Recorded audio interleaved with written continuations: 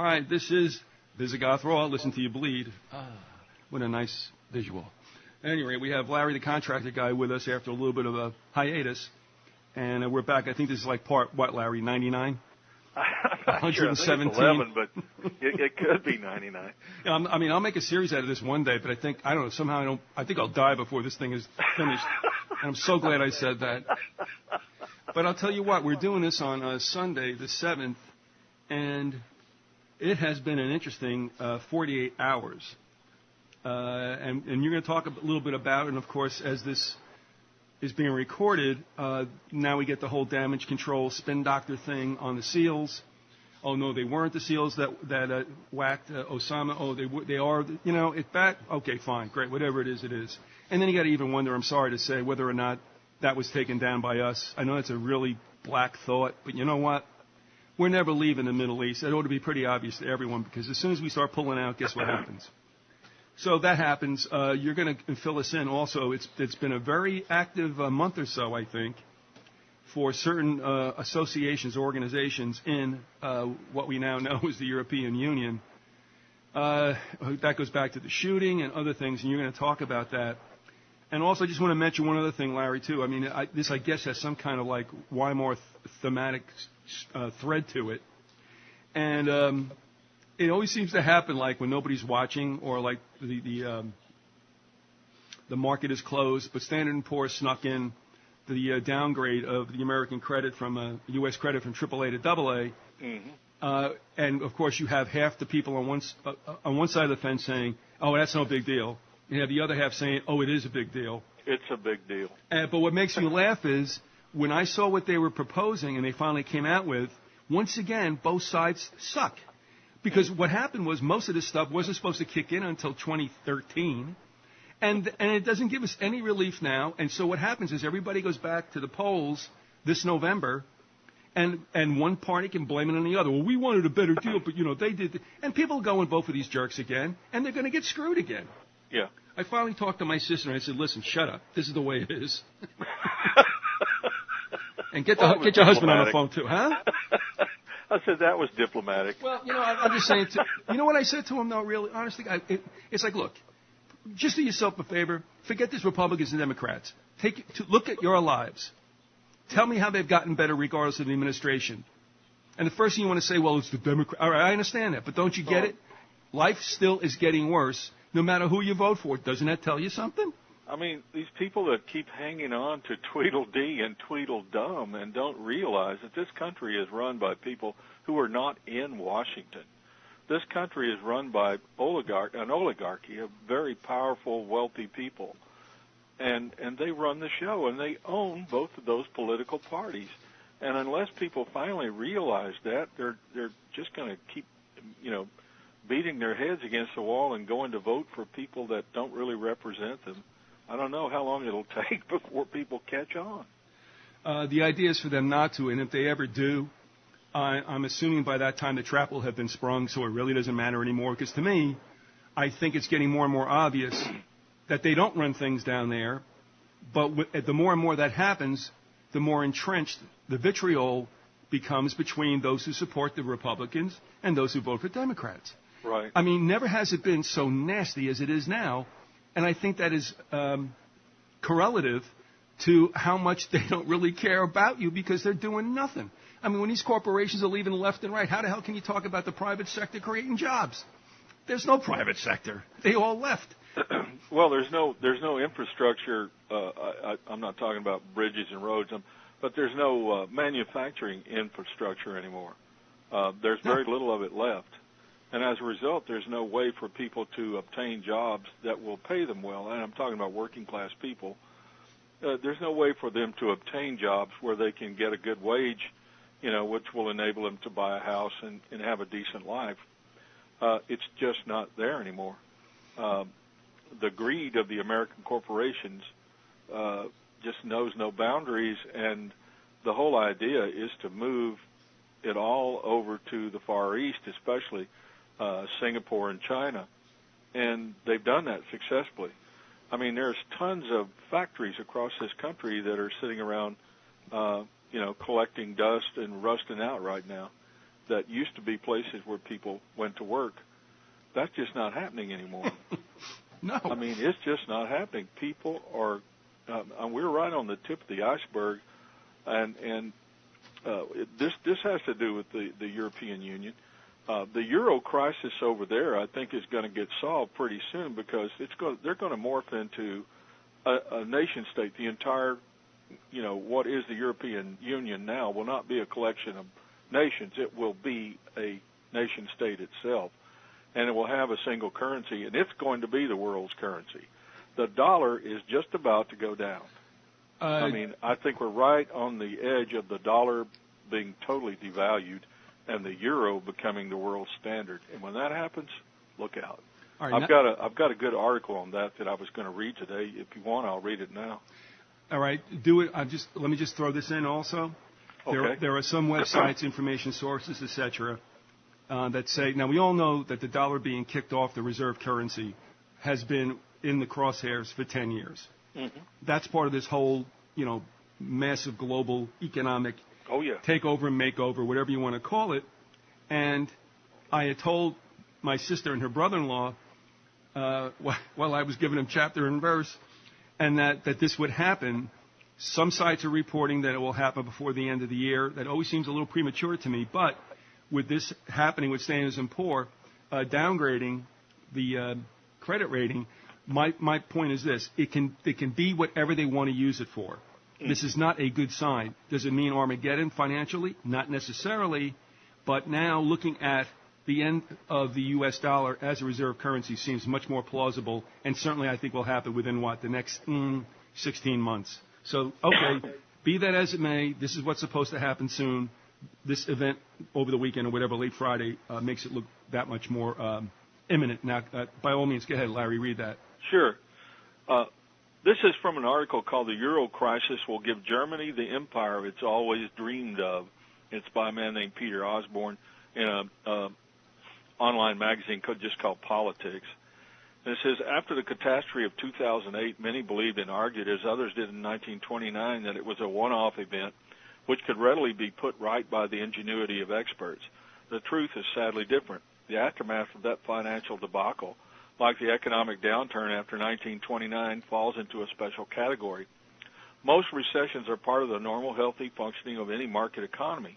A good example is the downturn of the late 80s. But in rare cases, they are far more sinister because their underlying cause is a structural imbalance which cannot be solved by conventional means. Such recessions, which tend to be associated with catastrophic financial events, are dangerous because they herald a long period of economic dislocation and collapse. Their consequences stretch deep into the realm of politics and social life. Indeed, the 1929 crash sparked a decade of economic failure around much of the world, helping bring the Weimar Republic to its knees and easing the way for the rise of German fascism. By authorizing a huge expansion in the bailout fund that is propping up the EU's peripheral members, largely in order to stop the contagion spreading to Italy and Spain, the Eurozone has taken a decisive step to become a fiscal union. So long as the settlement is accepted by national parliaments, yesterday will come to be seen as the witching hour after which Europe will cease to be, except vestigially a collection of nation-states. It will have one economic government, one currency, one foreign policy. This integration will be so complete that taxpayers in the more prosperous countries will be expected to pay for the welfare systems and pension plans of the failing EU states. This is the final realization of the dream that animated the founders of the common market more than half a century ago, which is one reason why so many prominent Europeans have privately welcomed the Eurozone catastrophe, labeling it a beneficial crisis. David Cameron and George Osborne have both indicated that they, too, welcome this fundamental change in the nature and purpose of the European project. The markets have rallied strongly, hailing what is being seen as the best chance of a resolution to the grueling and drawn-out crisis. It is inconceivable that yesterday's negotiations may indeed save the Eurozone, but it is worth pausing to consider the consequences of European fiscal union. First, it will mean the economic destruction of most of the southern European countries. Indeed, this process is already far advanced. Thanks to their membership in the Eurozone, peripheral countries like Greece and Portugal, and to an extent Spain and Italy, are undergoing a process of forcible deindustrialization. Their economic sovereignty has been obliterated. They face a future as vassal states, their role reduced to the one enjoyed by the European colonies of the 19th and early 20th centuries.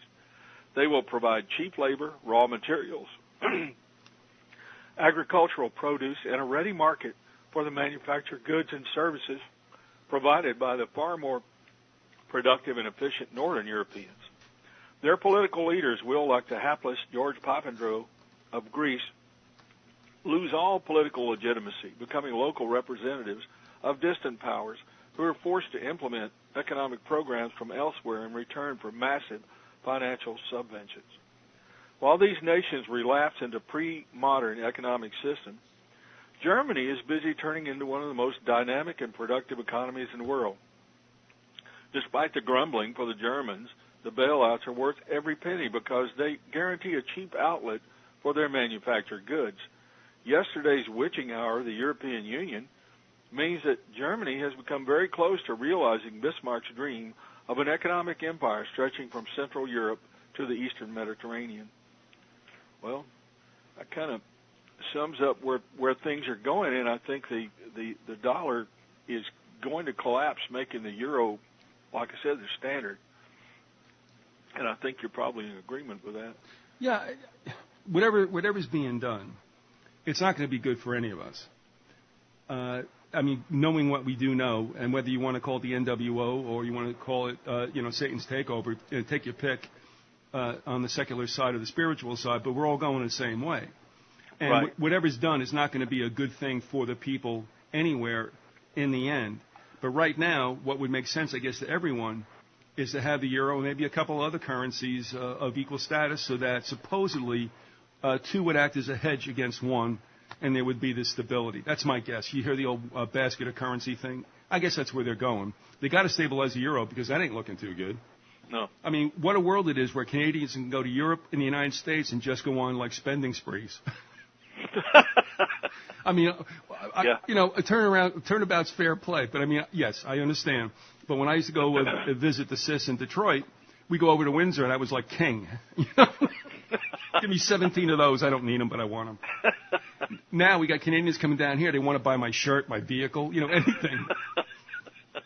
And what, and like my wife says, she goes, well, hey, I said, look, I have no complaint with it, but isn't it strange how things occur? And that truly, honestly, I mean, we and those who use the euro, are in bad shape. And you have these crazy Canucks now wanting to take over the world. Damn it. Yeah. I think we should go invade them. It's time. It's probably the only way we can win. So Canadian bacon wasn't all that... They're too polite to fight us. Oh, yeah. Canadian bacon was not fiction. Yeah, that's true. I remember, I got to do this thing. P.J. O'Rourke, back in one sensationally funny National Lampoon magazine, did a dossier on every nationality. So he hit everybody. Oh, I remember that one. You remember that one? I do remember that. Well, I got a printout of it, and the reason why it's so foolish with the way things have gone, and that is, now it's like, oh no, it's multiculturalism. You can't. I'm like, shut up. But the thing about the Canadian, the whole point behind it was to make fun of that. Make fun of us all. But the one thing I remember is Canadians, most boring people in the world. We'll answer to such things as, hey, lug wrench. Oh, I remember the one about the English saying these were people who could conquer the whole world but couldn't figure out central heating. Yes, Euro cuisine, the worst in the world. Oh, the other thing about Canadians is the most interesting thing about them, they taught the French how to play hockey, which is something the France couldn't do. And it's true. France can't play hockey, but French Canadians, the greatest skaters in the world. All right, getting back to Germany, who can play a little hockey? You know what? I'll tell you. The futuristic works, which I do put a lot of stock in, and I think I'm going to go ahead and probably read a section of Lord of the Worlds, since nobody goes there anyway, but I'm telling you, it's really interesting, along with McKinder and the rest of the boys. But you know what? I think Europe comes out of this without a scratch on it. First of all, to me, the power never left them. It looked like it did and they managed to like not get involved in anything pretty much since World War II, and they all made nice. But I don't think anything's going to happen in Europe. I think the monarchs and all the power that's in there with the City of London and the Vatican, I think that they're going to emerge like a rose. We're going to get completely torn apart. Well, I think this is going to be the center of the beast system, and I think that the Antichrist will arise from that situation. And I think that the Roman Catholic Church will become the official religion of the European Union, as they call it now. It's going to be morphed into something else and maybe called the Holy Roman Empire, which is what I think it will become. There's precedent for that. Oh, and, is that what King George III said he was the elector of back in the Peace Treaty days? Are barons of it, and this and that of it. The Holy Roman Empire was a very, very strange institution, but there's going to be a revived Roman Empire. I mean, when you get into the Bible and in the Book of Revelations, and also in Daniel, there were 4 great world empires, and the final one was the Roman Empire, which really never died, if you think about it, because it morphed into the Roman Catholic Church. It's just that it doesn't have the military and political element that it had before. But hold on to that. That's true, but that's when they went ahead and outsourced that stuff. Mm-hmm. You know what I mean? Like what Kennedy said. We were confronted by a ruthless, a monolithic conspiracy. And I think he said ruthless, too. It can conscript what it needs. It doesn't have to have it all. Exactly. It's like the old Henry Ford thing. I don't need to know how to do everything. I just need to get people who do know how to do it. Right. And that's all. And that's what we're faced. So what I think happened was, you got the Roman Empire originally being very heavily militarily involved, and of course, what better spreads empire except military? I mean, how are you going to get people to say, "We want to take you over"? Are you okay with that? No. So you have to have a military.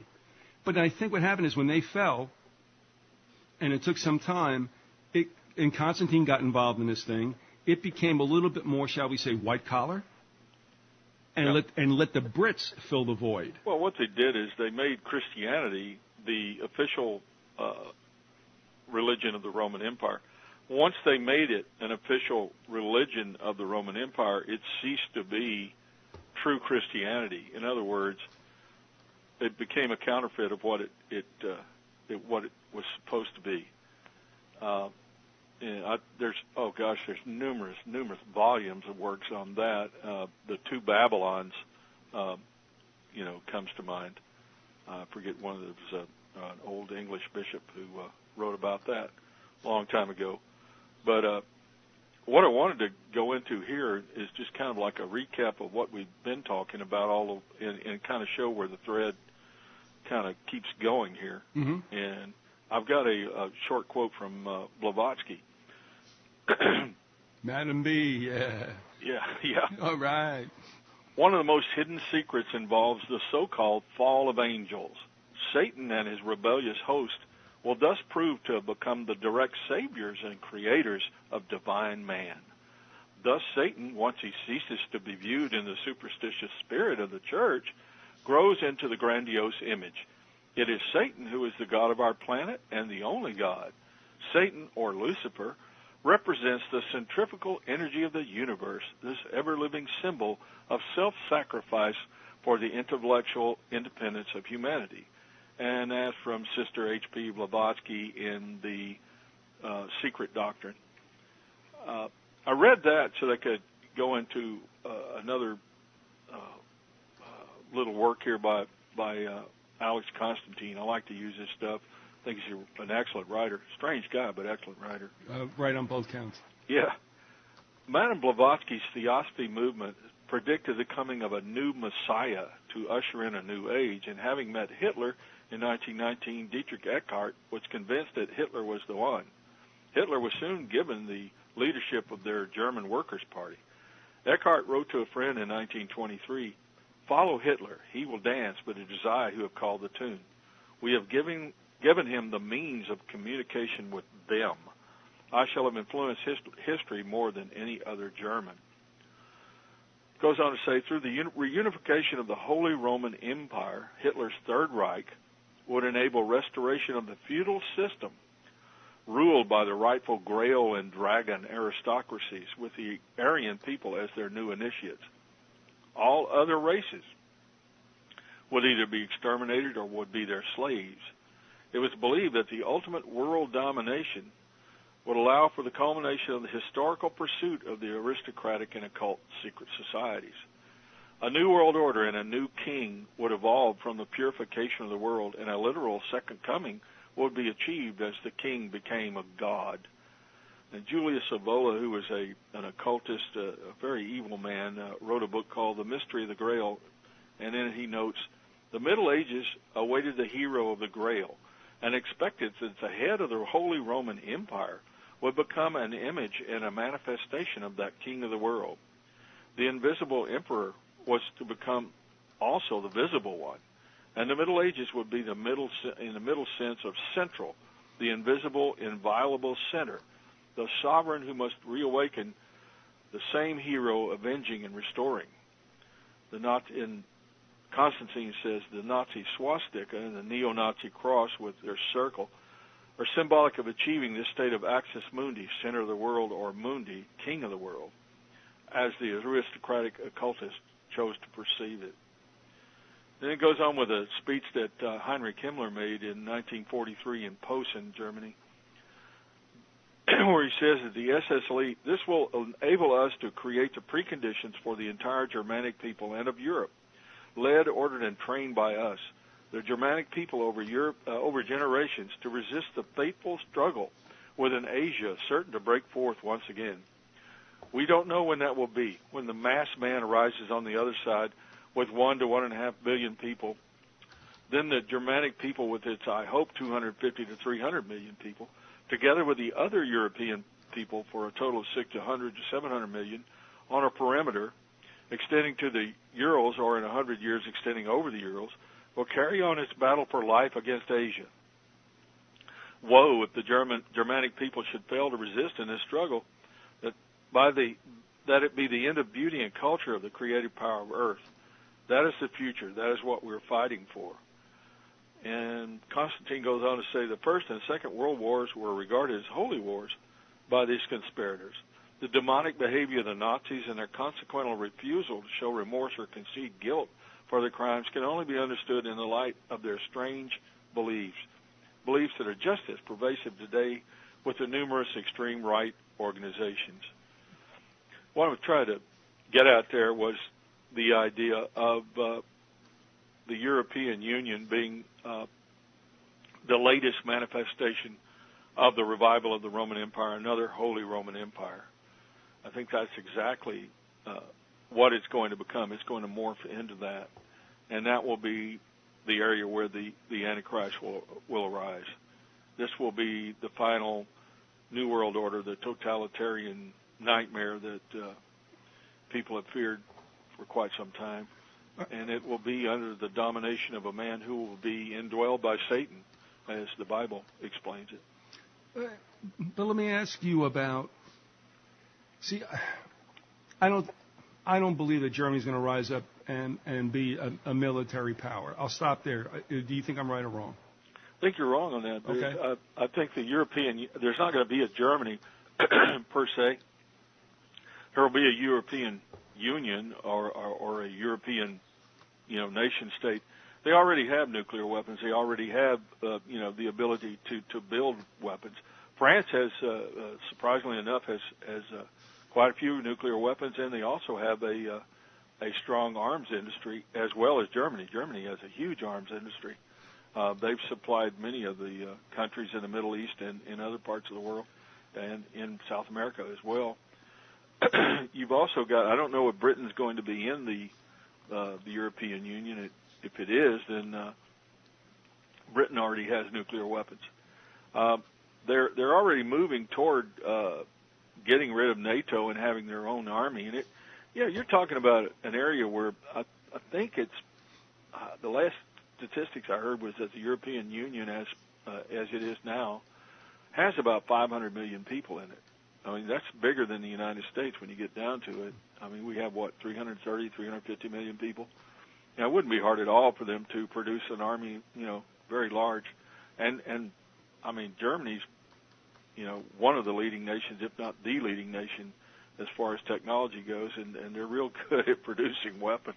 But you know history, and you know that there are no coincidences, and it seems right.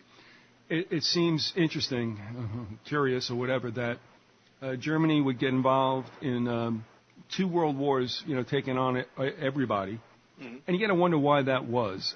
Was it a mentality that Germany promoted, which it might have been to a certain extent, but I still feel that there was somebody pulling the strings behind that. Oh, yeah. I believe. All right. Now, I can say and I this. think those people are in Rome. Yes, I agree.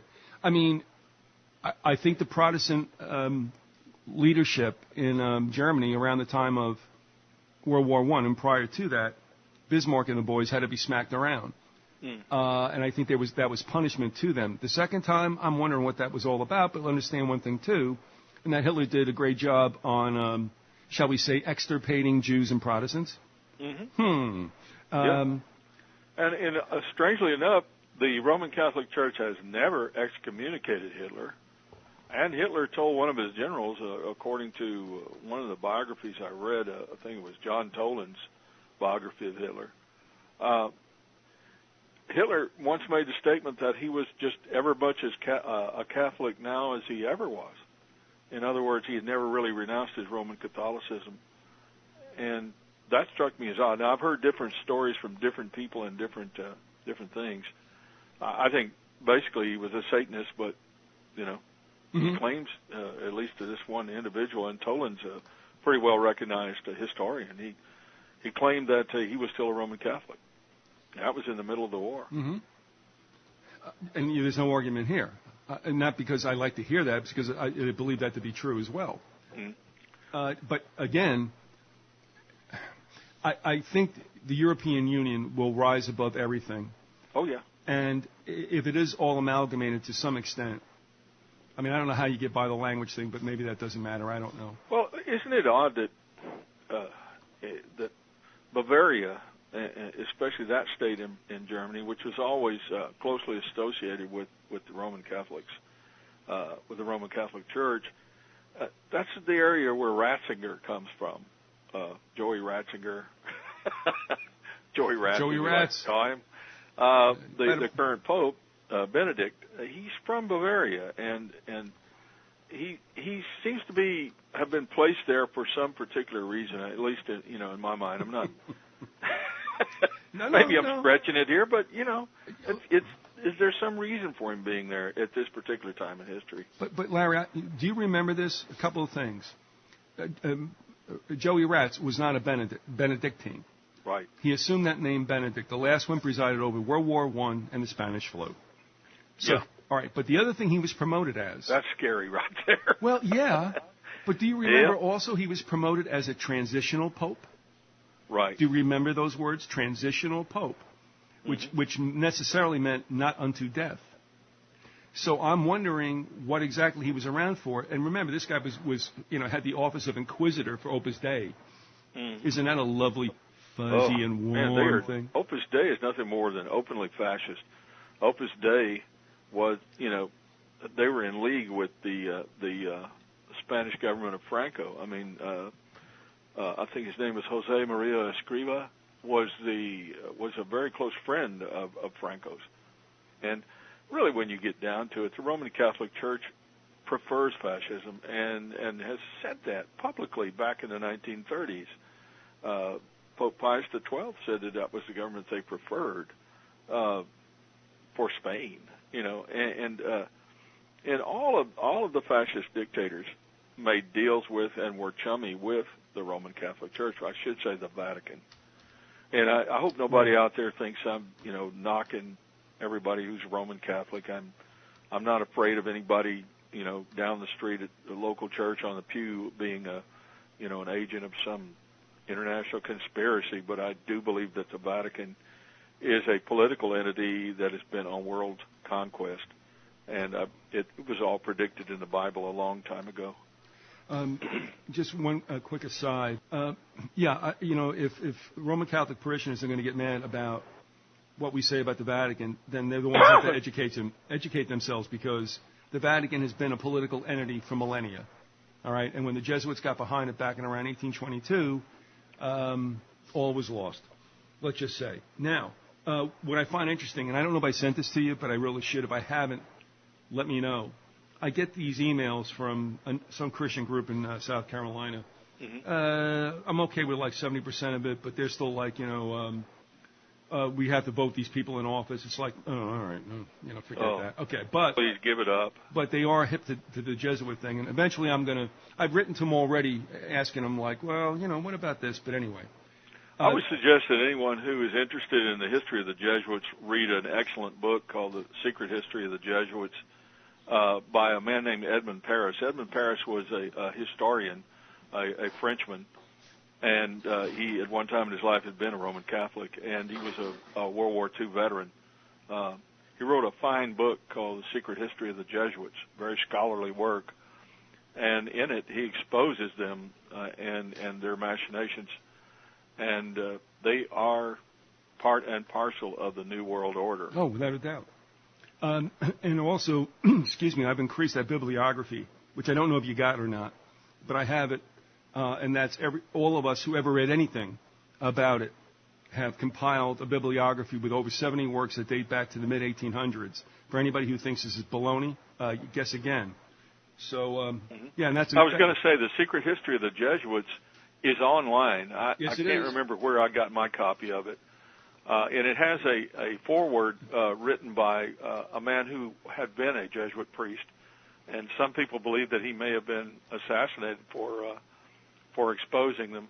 His name was Rivero, I can't remember. He was a Spanish priest who became a Jesuit, and then he renounced them and became a born-again Christian.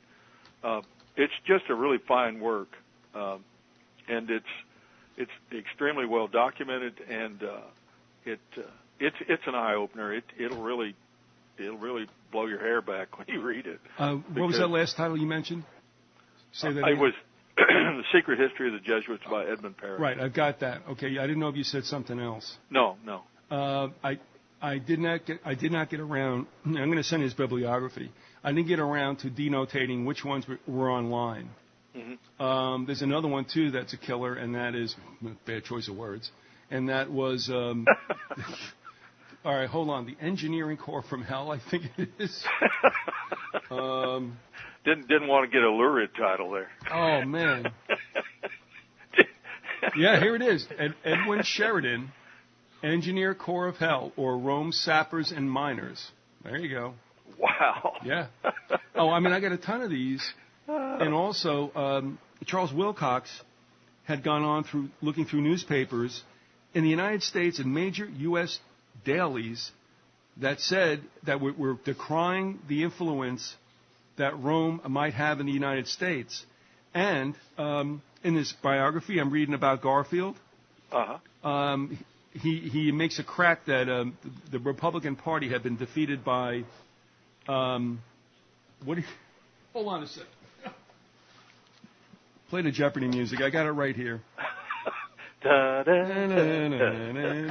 Did you hear that Alex Trebek chased down a burglar who had, and broke his ankle? Yeah, and like pulled a tendon or something. There you go, Al. But that's the way for all of us.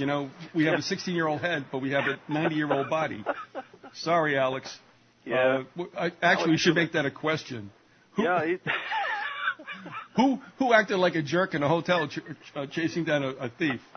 Is it Alex Trebek? God, it's like, why do you want to take a risk of getting hurt? I don't know. I know, but it was a female, so they, Yeah, but they can still shoot guns. They stole his wife's jewelry, so he was going to, show off for the old lady. I guess I don't know. All right, I'm looking through this thing, and I know I have it dog marked, dog eared, or something like that. Hold on, but he made a crack. See, now the reason why this is huge is because I've been trying to read more about Garfield, because that's an assassination that needs to be looked at a little bit closer. And he also popped off about Romanism. I have to admit, I don't know much about Garfield. I kind of put him in the same category as Millard Fillmore. I don't. Yeah, Franklin Pierce. Those guys back in the 19th century. I know that Garfield was assassinated, but I haven't really spent too much time on it. The one thing that the one political assassination that is very curious is that of Abraham Lincoln. And Abraham Lincoln definitely did have problems with the Jesuits. And I think Charles Wilcox really, brought that out. Yeah, he's pretty well nailed that. All right, consider this excerpt from a book written by Alan Peskin, Garfield, I think around 1978, and it said, on the election eve of 1876, as Garfield watched the returns come in, it seemed as if his worst fears were about to be realized. The Democrats had clearly captured the House of Representatives, and he saw his hopes for the speakership, quote, gone down the drain in the general wreck of his party's fortunes. It appeared that the presidency was lost as well. This is the Hayes-Tilden one, okay? Surveying the wreckage, Garfield concluded that, quote, we are defeated by the combined power of rebellion, Catholicism, and whiskey. An analysis which anticipated in substance the Reverend Dr. Bouchard's famous rum, Romanism, and rebellion remark, though it lacked that minister's alliterative flair. So there's Garfield popping off about Romanism or Catholicism. That's something you don't do. But my point is, you've got an assassination in, 1864, another one in 1881, and another one in 1901. And you know what's really weird is that Robert Todd Lincoln was a principal, was there for all three. Yeah. And I'm not saying anything about Lincoln, but obviously his father, but he was also in office. He was an office holder. I don't know if it was in both the administrations, but he was just a curious, I guess, bystander in three assassinations in what? What are we looking at here? 37 years? 27 years. Yeah, 64, well, I think, 11. The Kennedy assassination, I think that there was a connection there, even though he was not only a Roman Catholic, he was an enemy of certain elements within that organization. And I think that they, along with the CIA, Big Oil, and the Mafia, and the Federal Reserve people, the oligarchy which really runs the United States and the world, he had gone off the reservation and he was going to do things that eventually got him killed. And I think messing with the gold standard, wanting to go back to a gold standard and wanting to get rid of the Federal Reserve or reduce its role, and there's so many other things he did. But I think he ran afoul of the Jesuits as well as the other people you just mentioned. But can you imagine, if we're a civilized country, how do we have 3 assassinations in 37 years? Right. And how come it's always a lone nut? Very strange. It's always a lone nut. Well, when you dig deeper, there's one listener who has a real knack for researching, and I mean, I don't know who she is, but she's good. And spurred on by the question, like, what was the deal anyway with Garfield and Guiteau, his assassin? She went down this rabbit hole, and I tell you what, I mean, using newspapers of the day and other things, she pulls it out. I mean, here we again, there's a report that Guiteau was accompanied by 2 people, but the equivalent of whoever was sitting in the Attorney General's office at that time said, we're not interested. Okay? And a soldier in charge of watching Guiteau tried to assassinate him and blew it. Does that sound like a Jack Ruby thing? Very much so. I mean, it's the same story all the time. I know. And what's going on in Europe now, especially the Norway massacre? I'm sorry, but that wasn't just one guy. That was a conspiracy. That was organized. There was more than one person there. Do you want to go there? Sure. All right. And sure. Before you do, let me throw this at you. And remember that we had an assassination attempt 8 years before Lincoln. Buchanan's inaugural party was poisoned. He got sick, but not unto death. 30 died. Can you dig that at a hotel in Washington, D.C., the inaugural party? And that doesn't even go down in the history books. So you had, 8 more years? So you're looking at 45 years, 4 attempts, 3 successful, and we call ourselves politically civilized. Yeah. Okay. Now, Norway shooting, did you see the second accomplice who disappeared, the Bermuda head-colored guy? Mm-hmm. Yeah. All of a sudden, and it's always the same way. it's always, well, there were these second shooters. There were different people, other than the person who is accused of doing it, and they always show up. They always get arrested, and then all of a sudden they just kind of mysteriously disappear. You had the first, well, I shouldn't say the first, but one of the original broadcasts of Gabby Giffords' assassination was there was a second person. Exactly. Who went, oh, no. Looked like Charles Manson, but that's okay. Yeah, and now we don't hear anything about that. No. It all went away. Is there any, is there like a police record? I mean, is there a report on this guy? Was there an interrogation done of this guy? What did he say? Nobody ever brings that up. And it's the same thing all the time. And I think, it's part of the whole New World Order, fascist assassination.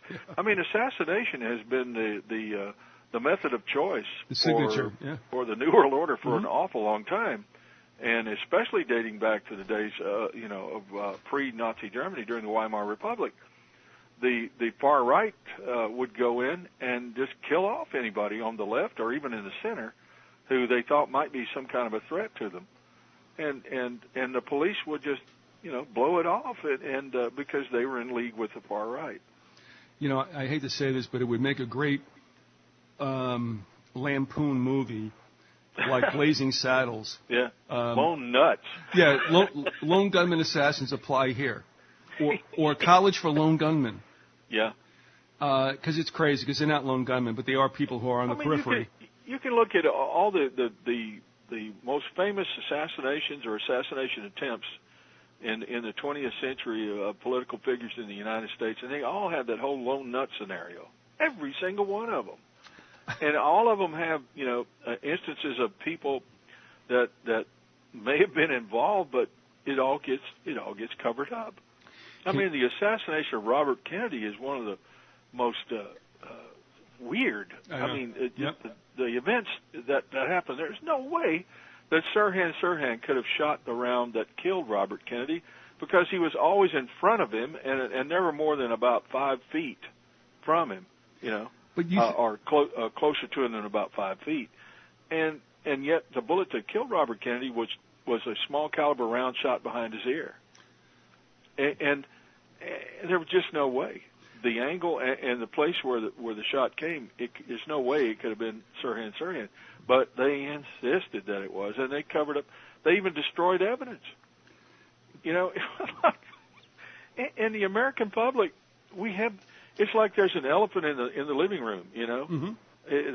That old joke about the elephant in the living room, and everybody just ignores it. And it's like, well, it's called a TV, and everybody believes it. Yeah. What's interesting? I hate to use the word interesting when people are murdered, but it's just one of those things that. Well, you look at the two Kennedys. One was killed in an expansive place. The other was killed in a closed space.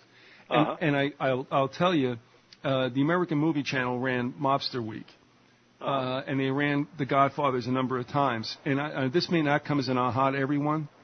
I like to watch it. I'm not, Paul Santu and I had a discussion once, and he goes, everybody thinks The Sopranos is so cute, but if your father got killed, when you were a kid, if your father got whacked by somebody, a wise guy, it wouldn't be so much fun, We forget that there's murder and thievery going on here. The mafia it's gotten to the point where they've turned the mafia into just like the celebs, a social club, where some guys, they did a few things that were wrong, but hey, aren't they interesting? Aren't they cute? Don't they say funny things? Don't they do funny things?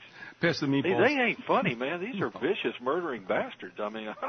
Well, and good point here, but here's where I'm going with this, and I'm wounded badly by the fact that Andy Coleman said I am dyslexic of speech, and he's right. Damn it! But shut up, Andy. But here's the thing: I'm watching Al Pacino doing a great job in Godfather 1 and 2, and as he plays his role the way he's supposed to play it. I looked at my wife, and I know this isn't a big deal. I said, the more I watch this, and man, I have watched it 1,000,000 times. Mm-hmm. I'm like, you know what? I just started losing this thing about him having to be a certain way at a certain time into he's somebody who is always on the out fringe of his family. And when they put him in that place, the guy who was supposed to be least likely to be successful was the most brutal. Mm-hmm. And in a way, sometimes he looks like a satanic figure. It really does, you know. Yeah. The darkness all around, the glaring eyes. And what he said, though, before they went ahead in Godfather 2 and whacked Hyman Roth, and, made the rounds a second time, okay? He said, if history should have told us anything, if history tells us anything, it should have told us that you can kill anybody. Mm-hmm. And that's it. They could have stopped right there with a clang, and it would have been understood. Well, they killed the President of the United States in the middle of the day, like high noon, in the street, of a major American city with thousands and thousands of witnesses. Not only killed him, but pulled it off and covered it up successfully, and had all the major media just going along mouthing the official story. Hey, but then they had the Warren Commission, which was the whitewash from the start, and was chaired by people like Alan Dulles and John J. McCloy, who were bitter enemies of Kennedy. I mean, Alan Dulles was a Nazi. His whole career was basically that of international thuggery. And the guy, he was thrown out of the CIA. Kennedy fired him because of the Bay of Pigs, which Kennedy was set up on. And then you got John J. McCloy, who was the guy who was the High Commissioner in Germany, who let all the major Nazi financiers and industrialists off with a slap on the wrist. These were the people that, and he was also an enemy of Kennedy. And they put these guys on the... What are you trying to say? Come on, are you trying to say it was rigged? It was rigged? Yeah. Larry, saying it so. I know I'm subtle. Well, I'm subtle in my delivery, but gosh, all this stuff is so obvious. You don't have to be that sharp to figure this out, that there are movements behind the scene. All right, I'm going to ask you behind the scenes. Let me ask you a question. You're going to do a hit on a person. All right, you have your the usual favored. It's going to be a close-up job, right? So you're going to probably get a 22. But anyway, you're going to hit your subject. You can hit anywhere in the body. Where do you hit them? What part of your body? What part of the body do you hit somebody if you got one shot? In the head. There you go. Now here's where I'm going with this. Take that as being the most effective way to do a quick assassination if you have to. Mm-hmm. And think about also, take this for what it's worth, the ritualistic killing of the king, which goes back to Osiris and a head wound. Yeah, it's a Masonic ritual. Well, then, and I'll tell you what, it even goes beyond. Oh, much more. Right. The Masons, they're modern day guys. This goes back to Babylon. Sure. Yeah. Now think about this. From Satan is where it comes from. Absolutely. It goes right back to the roots. And that's why, and I guess maybe you're a little aware of this. I don't know. It's not a big deal. But I tend not to bang on Freemasons anymore because I tell you what, it goes beyond them. Oh, way beyond. And I'm not saying that the upper degrees and however far that goes beyond 33, and I think it does. The overwhelming majority of people that are in the Freemasons are just people who want to, further their careers and have friends who can help them out in business, etc. And a cheap bar. bar. More of a fraternal thing. Yeah. Cheap drinks. Get together and play cards, whatever it is. It's like a fraternal thing. It's not to those guys in the lower degrees. They haven't got a clue. The Blue Lodge what's not going know. up. No. Going on way above them, and that top level of Freemasonry is probably, according to many things I've read, a very low level it's like the starting rung for the next level, the next pyramid structure. If you believe that there is a ritualistic killing of the king, mm-hmm. Lincoln, headshot. Mm-hmm. JFK, headshot. Mm-hmm. RFK, headshot. Sloppy assassinations that were successful, Garfield, torso. McKinley, torso. Both of those guys lingered on. But here's what really cracks me up. Now, in 1901, at the Buffalo Exposition, President McKinley shows up. By now, we have a Secret Service group who's got to know that they've all been alive. Let me see now. 1901, all right, they at least know vividly what happened with Lincoln. They had to be alive for Garfield's. 20 years after Garfield's, okay, there's a line that's going to go up and shake hands with the president, right? And a guy comes up with his hand wrapped in a towel. Is there a problem here? That's some pretty fine Secret Service work there.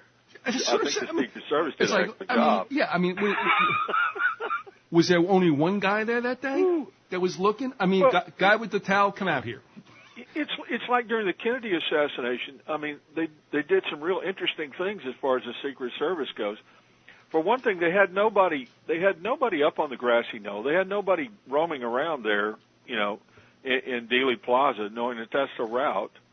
They took a route that they knew they would have to slow the car down below. I think it's like 45 miles an hour is the minimum speed that they can, that they've determined they need to do to keep somebody from, taking a shot at a moving car. The entire Secret Service group, that was supposed to be protecting Kennedy that day, had been over in Fort Worth the night before, hanging out in a bar called the Cellar, which was a really infamous joint back in those days. And these guys, all got wasted. I mean, you're supposed to be protecting the President of the United States. It's illegal for you to be drinking, and they were doing that. And there's a bunch of other things. I can't think of them right now. I mean, I wish I had my list, but it was one thing after another where the Secret Service just. Oh, and one other thing is they were supposed to have an Army unit there to help out, with security, and they told them to stand down. Also, aren't we supposed to solder the manhole covers and make sure all buildings have closed windows? All kinds of things. And why do we put the? How in the heck could you have an open window? I mean, somebody should have been on a radio going, get that window closed, find out what's going on up there. Oh, he's only eating a sandwich. Yeah. The guy in the window's only eating a sandwich. And why do you put the president through a chicane? Yeah. A tight right-hand turn and an even tighter left-hand turn, slowing everything down. I mean, oh, my God. And here's another thing. If somebody wanted to shoot the president from the sixth-floor window of that depository, he would have had a perfect zero-angle shot. He could have shot the president and everybody else in that car. He wouldn't have been able to miss because the car's coming straight at him, not at an angle. Right. It's coming straight at him. All he would have to do is just wait for exactly the right time. He could have opened up and shot him 3 or 4 times. Hey, listen. But no, he waits until he goes on an incline at a steep angle and is moving away from him. Shooting at a moving target at a steep angle. That makes a lot of sense. Well, let me just tell you, Larry, Lee Harvey Oswald was a crack shot. Oh, yeah, he was a crack shot. With his bolt-action rusted old rifle, and he said, you know what? Yeah, this is the same Mannlicher Carcano that they had to clean because it was so rusty and so pitted. They had to clean this thing out before they could even test it. Yeah, but this was the bolt-action crappy World War II rifle that he was supposed to have used, which had been sitting in a warehouse for like 30-something years, whatever it was, 20 years. Oh, God almighty. But you see, you don't understand the hubris of Lee Harvey Oswald. He had that head-on shot, and he said, no, I want this guy to go ahead, go underneath me, and then go through trees. Yeah. He wanted to prove just how good he was, right? Yeah. I can't believe you said that. You're not an American. And that's right, yeah. You're an animal. And when you see the Zapruder film and you see Kennedy's head go back and to the left, why, it's almost, that makes perfectly good sense. He's being shot from behind, so his head goes backwards. Honest to instead goodness. of forwards. I mean, that's like, what is that, the fourth law of physics, That there's always a opposite, for every action there's an opposite and equal reaction? Mad Magazine has that list of but, I mean, and we won't go there, but even the Zapruder film is a little questionable. Yeah, that too. Oh, well, they got the Zapruder film, and Zapruder himself was a member of the White Russian community. Did you know that? The White Russian community was basically the people who had fled the communists and were extremely right-wing. So, I mean, that probably was a setup as well. No, but, I mean, here's where I'm coming with this. He's on the grassy knoll, is he not, kind of? Yeah. All right. Shots are ringing out. Up, there's like I don't know what you would call it, but a little constructed area there. Well, the thing is, he's there. Yeah. People are dropping on the ground while bullets are zinging around. Yeah, he just keeps filming. And he just keeps filming. Yeah. I had that one guy that came on. No, go get this. I questioned that, and I had a guy come on, who's pretty much a vanilla JFK researcher. Yeah. And he said, well, his daughter was holding him up. I'm going, what, is she deaf? Does that mean anything? Zing. Deaf, blind, and stupid. Okay, no, all right. He's got vertigo, so she's helping him. I'm like, so nobody hears anything, right? Anyway. Yeah. So that's another thing. So, all right, let me get you back, because I've taken you so far afield, which I meant to. Yeah, we're going back to Norway, where probably some of my cousins got killed. And what was that about? First of all, the guy obviously had a makeover to look like Chevy Chase. I mean, really, he looked. I'm going, come on, this isn't funny. But yeah, he supposedly sat there with his. All right, now, do you remember what kind of weaponry he had? Was he dealing with revolvers? I never did really catch what the weaponry was, but I'm sorry, these are young people he's shooting at. Quite a few of them, the ones I saw that were interviewed, were big dudes. I mean, well over 6 feet, 200 pounds. Somebody who, would have had a chance to try to knock him down and take that gun away from him. He shoots, 70 some odd people, in a very short period of time. I mean, how much ammo did this guy bring with him? Well, it's the old story. And then they supposedly had a second shooter, and that's gotten quelled. Yeah, there was a second shooter. They arrest this guy, or there may have been more than one. There may have been like two or three more than two. Yeah. Right. Yeah. And yet we can't really get the news of that. We really can't get down to the brass tacks of that, because they always seem to want to cover those stories up. But at any rate, I'm just going to go over like a litany of things here. Bering Breivik was no lone nut. There were witnesses at the camp massacre that spoke of at least one other gunman. The Norwegian police have arrested others, and one thing that comes up as very interesting about him is that he had links to a group in England called the English Defense League, which is, from what I can tell, a fascist group portraying itself as just an anti-immigrant party. And I'll speak about them in a few minutes. Expo magazine in Sweden, which is pretty famous because of its late editor, a man named Stieg Larsson, who wrote several novels. I'm trying to think, the girl who did this and the girl who did that. Anyway, it was about fascism in his novels, and he was talking about how the Swedish aristocracy was very much in league with the Nazis during World War II, and they still are very far right. Anyway, Expo magazine has identified that Breivik was a poster on a Swedish Nazi internet forum, and the general politics of that is obviously pretty right-wing. Yeah. And Breivik spoke of himself as being part of a group that would seize control of Western Europe.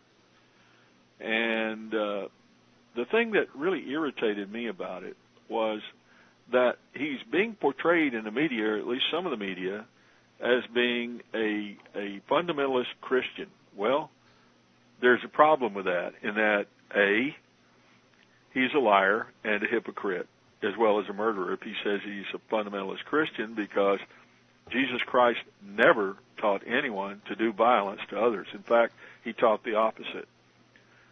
There is no place in the New Testament where Jesus exhorted his followers to go out and kill those that they disagreed with or didn't like. There's just absolutely no way that this man could be a Christian. So, and I'm really not sure that that's what he said, because I've seen other accounts where people are saying that all he said about Christianity, he didn't even believe in God, apparently. All he said about Christianity, it was a cultural force that could unite Europe to take on the Muslims. And I think that's a very important point, because that's exactly what is happening, is that I think you're going to see the Roman Catholic Church step in at some point and up the ante on this attack on the Muslims. This is all leading up to the Third World War, in my opinion. Now, I want to throw something in here. And when I tried to do this years ago with the Collins Chipmunks, they got all upset about the racist element of this, and I'm like, all right, I got it. Mm-hmm. But here's what I want to know. There is, and this gets used by racists. Don't get me wrong. I checked around yesterday, and I'm like, all right. I know where you're going, and I've got something right here that Ray spells the camp of the saints. Yeah, well, sort of. All right, go ahead. Let me read this to you, and it was written about 4 or 5 days ago in the AP. Its fears of the far right rise and crisis hit Greece. They descended by the hundreds. Black-shirted, bat-wielding youths chased down dark-skinned immigrants through the streets of Athens and beating them senseless in an unprecedented show of force by Greece's right-wing extremists. In Greece, alarm is rising that the twin crises of financial meltdown and soaring illegal immigration are creating the conditions for a right-wing rise. And the Norway massacre on Monday drove authorities to beef up security. The move comes with spiraling unrest that has unleashed waves of rioting and vigilante thuggery on the streets of Athens. The UN's refugee agency warns that some of Athens' neighborhoods have become zones where fascist groups have established an odd, lawless regime. Greek police on Monday said they have increased security checks at Muslim prayer houses and other immigrant sites in response to the Norway shooting rampage. There has been an increase in monitoring at these sites since the events occurred in Norway. Greece's fears are shared across Europe. Last week, the European Union counter-terror officials held an emergency meeting in Brussels on ways to combat right-wing violence and rising Islamophobia, warning of a major risk of Norway copycats. The massacre by Anders Behring Breivik prompted continent-wide soul-searching about whether authorities have neglected the threat of right-wing extremists as they focus on jihadist terror. Greece, however, may be particularly worrisome because of the intersection of extreme economic distress and rampant illegal immigration, which can create fertile ground for the rise of rightist movements. Immigrant scapegoating has been rife here as unemployment balloons amid economic catastrophe. Well, I'll tell you what I see happening.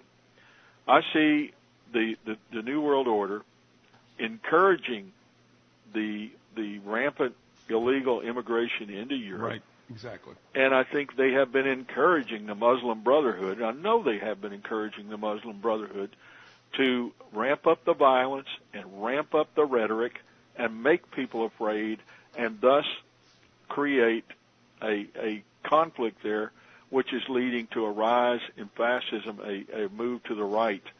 And it's playing both sides against the middle. And I believe that eventually you're going to see the Pope step in as the leader of, quote, and I do mean, quote, Christendom. And I believe that the war of civilizations, which they want to bring in the New World Order, is going to be on.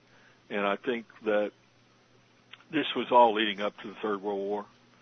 Well, Ray Spell's book, The Camp of the Saints, talked about third worlders flooding into Europe, and Europe being reluctant to do anything about it. I mean, basically being, I guess, reasonable people, if you would say that. Yeah. And this is written back, I think, in 1976. But what struck me, I mean, I'm not for the book or about the, I mean, to me, I want to know why Ray Spell did that. Was it just a complete figment of his imagination, which I kind of doubt? Or, like a lot of futuristic writers, did they put two and two together and figure out, hey, this is what's going to happen? Or did they actually get told?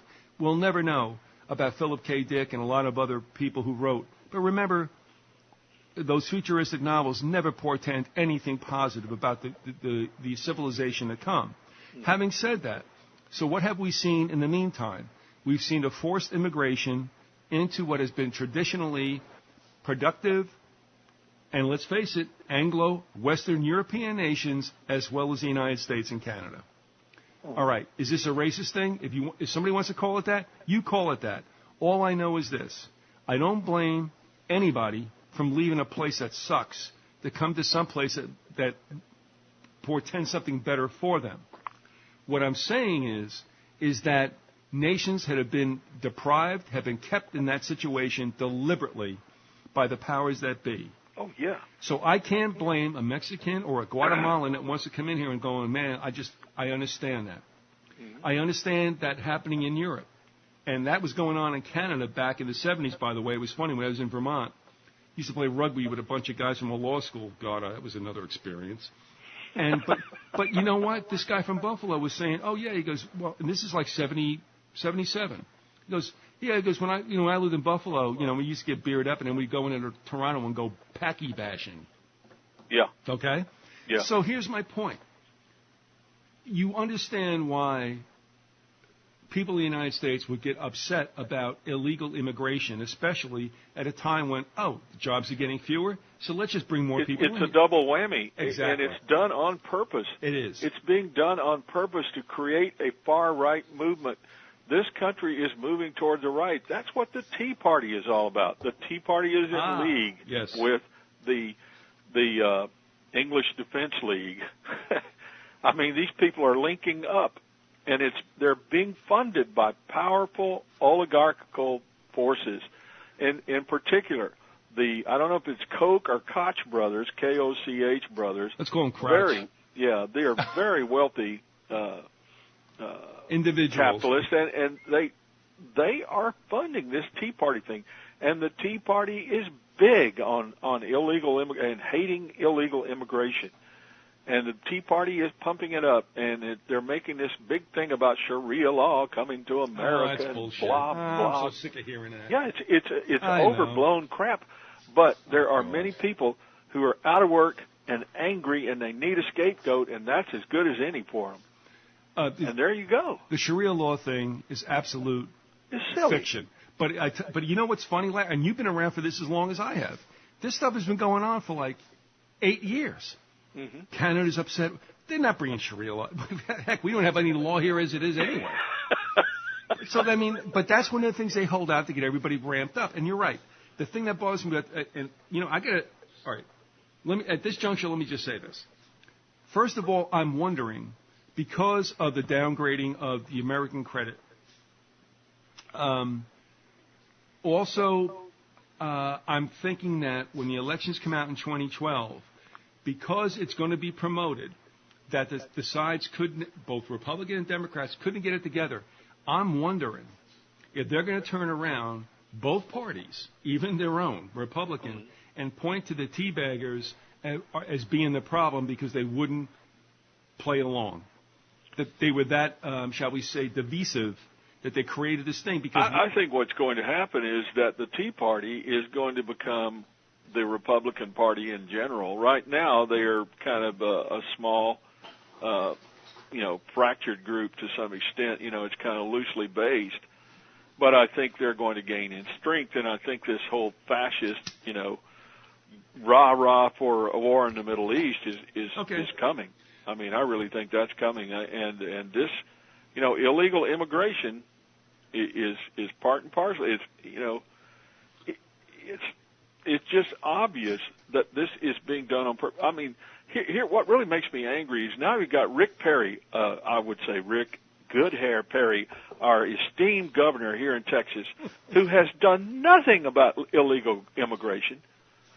The last time that he did anything about it is he went down on the border with a film crew and a couple of guys dressed up in a couple of DPS, that's Department of Public Safety in Texas, and these guys, they wear Western hats and all this stuff, and he's standing there, he's, got his leg up on a fence, and he's looking out across the Rio Grande. We're going to do something about it. The Obama administration has done nothing. Well, Obama had been in office for 2 years. Perry's been in office for 10 years, and he's done nothing about it. And George Bush, his buddy, who was the previous Republican governor of Texas, did nothing about it while he was there. So, I mean, who's kidding who, man? They don't care about illegal immigration. It's in fact, they encourage it because it drives down wages on this side of the border, and they can't be unionized. I mean, if you're illegal, you can't very well sign up to be in a union. There's all kinds of benefits for the people that really run the show on this side of the border. Right, and they're not going to stop illegal immigration. Not only that, but it's all tied in with drugs too. The smuggling in of drugs, which is a big industry, and you know who runs that. And it ain't the cartels in Mexico. No, but consider this also. All right, and I'm just throwing this out to you. Mm-hmm. I'm wondering, and I said this before, there might be a backlash against the Tea Party. They vetted. Here's what happens. They know that there's a group, a large amount of Americans, let's say, that know things aren't right. They get a little bit of knowledge about the way things really work from Glenn Beck and Ron Paul, but they don't tell them the whole story. So they go off half-cocked thinking they got it, and they support people like the teabaggers who are out there. Here's what all right, and this is just strictly speculation, but I'm going to throw this out at you. I'm wondering if and I told you that there won't be a backlash against them as being too divisive, so nothing really happened with any kind of substantiveness with the debt ceiling situation, blah, blah, blah. Actually, that's why we got whacked. It's because it didn't do anything, and anything that's supposed to happen is going to happen, like I said, in 2013. However, check this out. I'll give Harry this much. Harry had a formula, which to a certain extent plays true, and that is he said, see who the keynote speaker is for whatever party, okay, for that year's election, and see if they don't become president the next time around. All right, Obama gave the keynote speech for the Dems back in, what was it, 04. I believe that's correct. Hold on a second, let me think. Yeah, I believe that's right. All right. Who gave the keynote speech for the Republicans in 08? Rudy Giuliani. Now, check something out. Rudy Giuliani just got done hosting, if you can believe this or not, the American Movie Classics Mobster Week, which... Well, I didn't expect that kind of reaction there, Larry. Holy mac, I got to tone that thing down on the audio. It just struck Is that too good? I'm telling you. But it's not over yet. Check this out. Oh, my God. So Rudy recounts his TIFF days as being, and I have to admit, when he was whatever the hell he was, he's the federal prosecutor in New York City, he did kick a lot of ass. And he had hair then, too, which probably helped. But anyway, so now he's doing that. But remember something else. What's coming up next month? The anniversary. What's coming up next month? The anniversary of. Yes. 9/11. Yes. Who's going to come out? Because he was mayor of the city at that time. But Rudy. So Rudy gives the keynote speech in 08. Now he was on AMC recalling his kicking ass and taking names against the mob. We're going to have the anniversary, 10 years, of 9/11. They're going to bring Rudy out, who was mayor. Do you think it would not be unrealistic? And here's my call, that he gets pulled out and maybe Jeb Bush, okay? Forget Michelle Bachmann. I mean, hold this for me, will you, I'll tell you what. I mean, one thing that's scary about Rick Perry is I remember talking to you about it. I even sent you the article from the Dallas Morning News. Or I can't remember. It was 3 or 4 years ago that they brought Rick Perry in front of the Bilderbergers to give a speech, and there was really why did the governor of Texas go and speak in front of the Bilderbergers? Well, that's another thing, is that Barack Obama, just before he became nominated, gave us, a speech before the Bilderbergers, or at least was involved in one of their meetings. And I think that's the way that they vet people. I'm not really sure it's going to get nominated. It doesn't matter to me.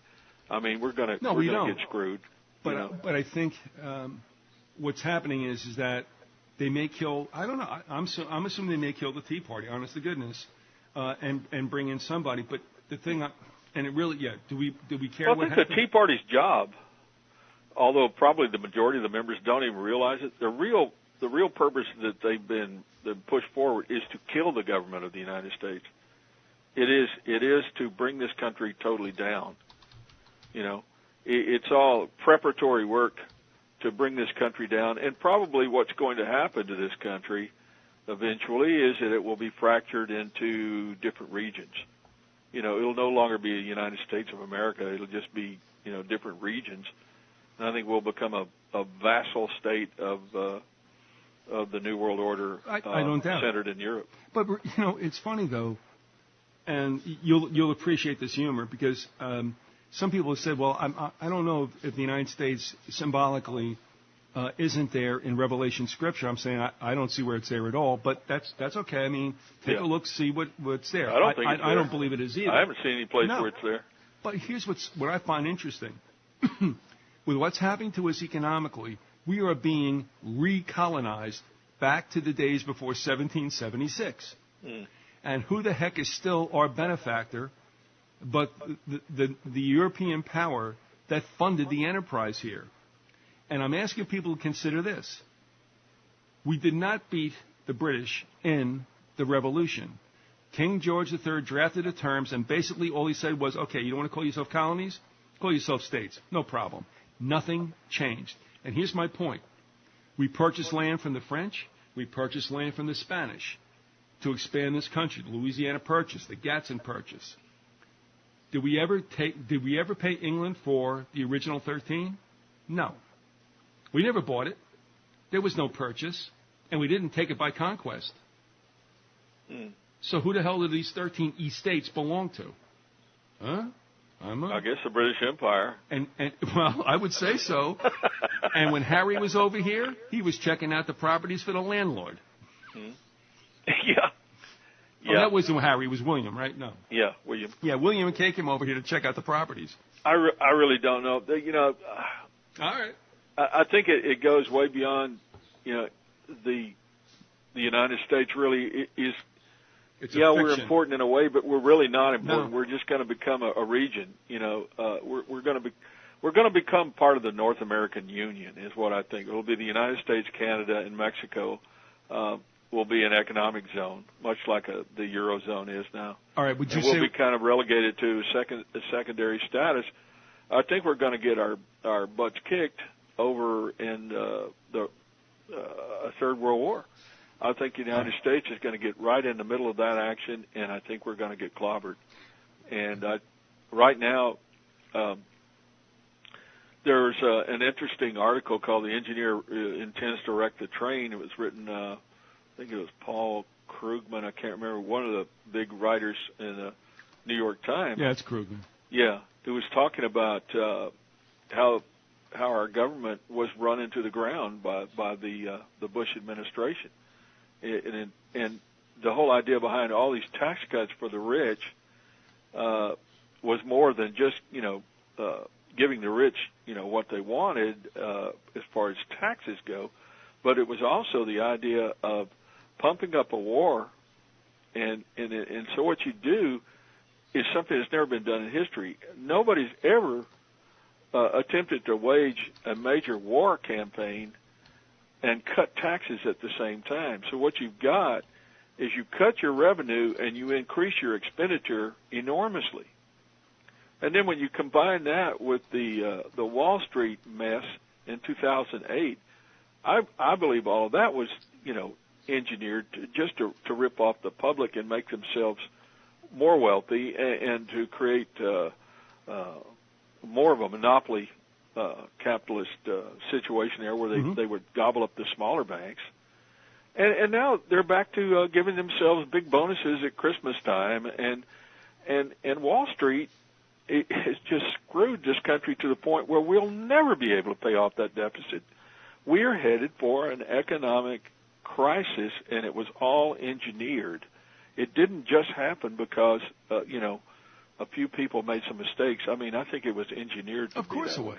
Listen, in communications with Victor Thorne, we went back and forth about a lot of stuff that we didn't do shows on. It was just because of the American Free Press, which I hate. Right.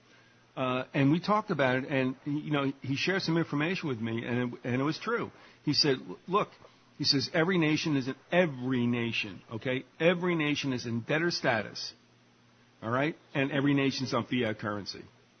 Now, this is laying the playing field straight for whatever kind of global economic takeover can happen. I still contend that all we're doing is living on borrowed time, on thin air. And whenever the powers that be want to call in it, then we're going to have a crash. We are in a situation, and you said this. I mean, let's really look at the way things are. Let's forget whatever we were told by all the mainstream networks. And I don't even care about the stuff that goes on with the Patriots. Look at this. You see that number? We can't pay it off. It is impossible to pay off. So let's cut the shit, but nobody does that. They keep playing with this thing like, oh, we can deal with it. So when all the major heads down in D.C. get together, what do? All they did, Larry, was kick the problem three blocks down the street. It's still with us. We're screwed. Well, if you'll remember back in January of 2009, I came on the show and we did, that was the week that was type thing. And I remember saying on the show that nothing is going to happen. They were having the hearings in Congress about the crisis, or the economic crisis. And they had the people from Wall Street up there. They had the big financial people from Goldman Sachs, et cetera. And I believe it was a guy from Goldman Sachs basically just kind of gave that panel the finger, figuratively. He was like, yeah, we got your money, we screwed you, we're down the road, what are you going to do about it? That was the attitude he took. Yeah. And like I told you then, nothing's going to happen. They're not going to do a thing to anybody on Wall Street. It's all going to get shoved under the rug, and that's what happened. Here we are, a year and a half later, almost 2 years later, and none of those people have gone to jail. Nope. I guess 2.5 years later, none of those people have gone to jail. No, except for what's his face. Yeah. Oh, I did an article on him, and now he's out of my memory. Yeah, I mean, they had to make a scapegoat out of somebody. But, there are tons of people that are sitting in Wall Street, in Wall Street offices and boardrooms right today that are, they are part and parcel. I use that too much. They are part of the conspiracy to screw the American public. That's all it was, man. They took us for a ride. They did it intentionally. It was a move to gobble up the money that people had to make themselves more wealthy, and they did it, and they got away with it. Right. And our government will do nothing. Yeah, go vote for the Republicans. They've really done a lot about it. Go vote for the Democrats. They really busted their tails doing something about it. Nobody. I mean, have you noticed, during the time when they had to, whether you're for or against the health care bill and all that, it took, a year and a half for them to hash that out, and they fought it back and forth, and the whole thing with the budget, fought it back and forth, and all this heated rhetoric. Man, they couldn't wait to vote to bail out Wall Street. $13 trillion they voted. That's what I've heard the estimate of how much money had to be spent for the bailout. They don't really even know because they haven't really been keeping close accounting of it. Can you imagine that? It's like trillions of dollars are going to people. We don't even really know the dollar amount of how much they got. They're screwing. These are private corporations, private institutions. And if you had a department store or a grocery store and you didn't manage it well and you had it in a bad location, whatever, and you weren't making money and you had to go bust, they're darn sure not going to come there and offer you a bailout, even though you're an honest businessman. But they can get these crooks that went in there and just screwed us. I mean, how stupid is this? They were offering mortgages to people for a $250,000, $300,000 house, a mortgage loan to these people, and they wouldn't even have a job, or they have a job with like a minimum wage job. I mean, there's no way. They know that's not going to work. They expect that loan to go into default. Larry, step back from the phone. Drink a glass of water. And do it. Sorry about that. I get heated up. Larry, who the hell are you talking to? No, I know. The whole thing, it's just like... It's nuts. Yeah, it's like people can't wake up and figure this out. I mean, that's what amazes me. I'm going to vote for I can't wait to vote for Rick Perry or Michelle Bachmann or I want to vote for Obama. I mean, who are you going to... None of these people are going to do anything for you. They don't work for you. They work for the oligarchy that runs this country. And the only way out is up. The only thing you can do is to put your faith and trust in Jesus Christ, who died upon the cross for you. That's it. And these things are working themselves out because Satan is taking control of the world, and it is his minions that are really working the show behind the scenes. It's no question that the Third Reich was part of an attempt to another attempt at the Holy Roman Empire, another attempt at a satanic totalitarian government. No question. I mean, it was almost successful. And this last one will be successful until the Lord Jesus Christ comes back and destroys it when he comes at the Battle of Armageddon. in the time we got left, and I mean, no, I agree with you totally, and I still shake my head in amazement about those who somehow, some way, can absolutely obviate what Jesus Christ said in terms of government, violence, all forgotten about. Yeah. And Bill Johnson came on with Gordon, and we did an audio, and we were talking about that. I never said that the New Testament vacates the whole Old Testament. That's foolish. I never said that. But remember, there were things that have been supplanted by the New Testament. We are not living under the law anymore. Hello? Right. Do you want to do that, folks? After Jesus Christ died and arose, to secure our salvation, do you want to go back to the law? Is that not spitting in Jesus Christ's face? I'm sorry, I don't think that's too radical to say. Was that shoving his head down to wash our feet again? Now, I know what that says, but you know what? It's come to the point, and listen, I got a lot of hard bark on me, Larry. You know it, I know it, it's okay.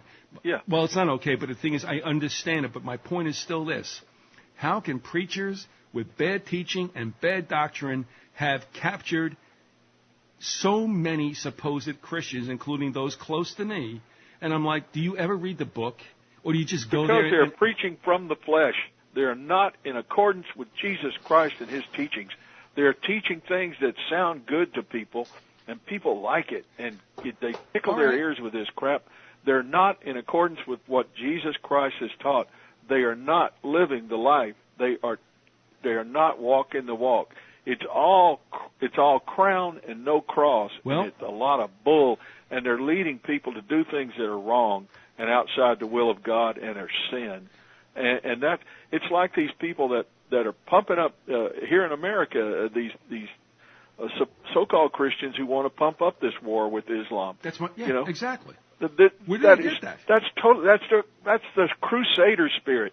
That's what the old Roman Catholic Church did, Vatican did in Europe back in the times of the Crusades. They would go into villages, and they would start talking to the people there. They would give speeches about how evil the Muslims are and how that we had to take back Jerusalem for Christ, and they would get people pumped up. People would be given weapons right there, whatever kind of makeshift weapons they could get them, and they would start marching off, and they would bring them to a port, put them on a ship, and take them down there and start fighting the Muslims, and a lot of them would get slaughtered because they didn't have any military training to start with. But today, it's just pure evil is what it is. Are we not dealing with a misuse, a misapplication of the Old Testament? In other words, Jesus came and said, why are you guys getting involved with government? Render unto Caesar what's Caesar. What do I care about this? Mm-hmm. And I still contend when there was another exchange. And he said, my kingdom is not of this world. Thank you. But that doesn't get through. Also, the time when he said to, when Peter was running his mouth, I forget where they came into. Was Capernaum? I don't know. It doesn't matter. But what I find strange too. There's the word. What happened was, if you remember, wherever they go, Peter goes out and runs his mouth. Right. And then they come back, and he said, well, the king wants a tribute. And doesn't Jesus say to Peter, well, who pays taxes? The king's children or strangers? And Peter says, strangers. And he says, well, go out to the fish. Remember that? Right. What that says to me is, we're strangers. We're not the king's children. Once again, we are not of this earth. So my point is, where in the world in the scriptures did Christ ever say, okay, here's your commission. Go run for governor. Go get involved in politics. Exactly. I mean, what am I missing here? What he's saying is, let them have what they have. And no other than Satan tells Jesus, right? And I always say this, Luke 4:5. What does Satan tell Jesus? These are my kingdoms. He shows them all at one time. And Jesus did not dispute that because he had been given dominion over this. He has dominion over this world. He controls these governments. He controls these evil men and these evil movements. Until the appointed time. Exactly. And the thing is, you cannot create theocracy, and that's what these Christians are doing, and it is a colossal waste of time. In fact, to the point where I got to believe that their intentions are not good, that they are definitely messengers, if you know what I'm saying. That's exactly why I started the show off with that quote from Blavatsky from The Secret Doctrine, where she's talking about the fallen angels and Lucifer and Satan. And, that's really what this this world has been captured by those people for an appointed time, and they are running things, and they are destroying the souls of so many millions of people who are going along with ideas which are outside the will of God. And the worst part about it is the religious elements are the most vehement, preachers of those doctrines. You've even got Breivik. He's going in there, and they want to label him a fundamentalist Christian. Yeah, right. Guy committed act of mass murder. I mean, I'm sorry. What kind of machine gun did Jesus carry? Give me a break. This is nonsense. But don't you find, though, Larry, and this is the point, and we said this kind of kiddingly in a show that was live. Yeah. When Ramsey was with us, but but let's take the fun, the goofiness out of this. The point is, every religion has its radicals, and that's meant to be. And all those radicals. I heard you guys discussing that. You're right. And all the radicals get the front page.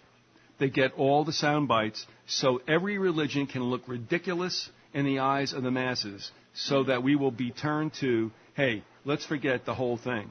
Now, this ecumenism that's being advanced by the Vatican, all that means to me is everything's going to be dropped into one bucket and they're going to worship the state.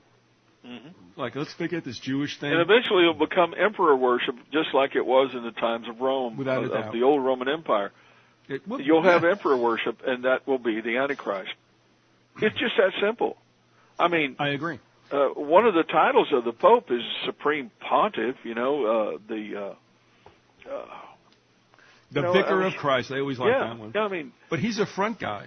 Yeah. I'm not. I used to believe that the Antichrist would be a political figure only, and that the Pope would be the false prophet. Of course, they're both doing the work of Satan. But now I wonder if the Antichrist might not be a pope. I mean, it's possible. I mean, back in the times of the Protestant Reformation, all the old founders of the Protestant Reformation believed that a pope would be the Antichrist. But I don't know. That's just speculation on my part. I can't prove that by the Bible. Well, but again, and Paul and I go back about this too. There is no Antichrist mentioned in Revelation.